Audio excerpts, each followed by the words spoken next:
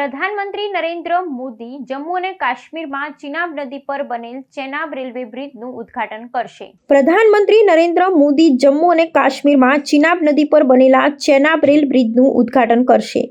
આ બ્રિજ વિશ્વનો સૌથી ઊંચો રેલવે આર્ચર બ્રિજ છે, જે ચિનાબ નદીના પાટ પરથી 359 મીટર ઊંચો છે, જે એફેલ ટાવરથી પણ 35 મીટર વધુ ઊંચો છે। આ bridge Udhampur, Srinagar, Baramulla railway link પ્રોજેક્ટનો મહત્વપૂર્ણ ભાગ છે, જે કાશ્મીર ખીણને ભારતના બાકીના ભાગ સાથે રેલ માર્ગે જોડશે। ચેનાબ રેલ બ્રિજની લંબાઈ 1315 મીટર છે અને તેને 120 વર્ષ સુધી ટકાઉ રહેવા માટે ડિઝાઇન કરવામાં આવ્યો છે। આ બ્રિજ ભૂકંપ, તીવ્ર તાપમાન અને 260 કિલોમીટર કલાક સુધીની પવનની ઝડપને સહન કરી શકે છે। આ બ્રિજના કારણે કટરા અને શ્રીનગર વચ્ચે મુસાફરીનો સમય 6-7 કલાકથી ઘટી માત્ર 3 કલાક થશે, જે પ્રવાસન અને આર્થિક વિકાસને પ્રોત્સાહન આપશે।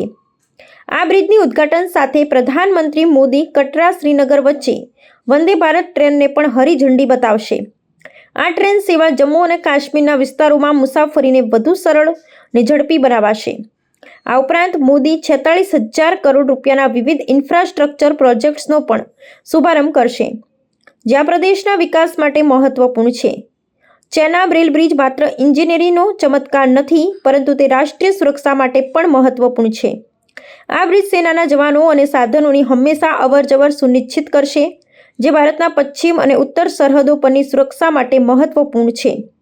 આ બ્રિજ કાશ્મીરના ખેડૂતો અને વેપારીઓ માટે પણ લાભદાયક સાબિત થશે, કારણ કે તેને તેમના ઉત્પાદનોને દેશના અન્ય ભાગોમાં પહોંચાડવા માટે વધુ સારો માર્ગ પ્રદાન કરશે।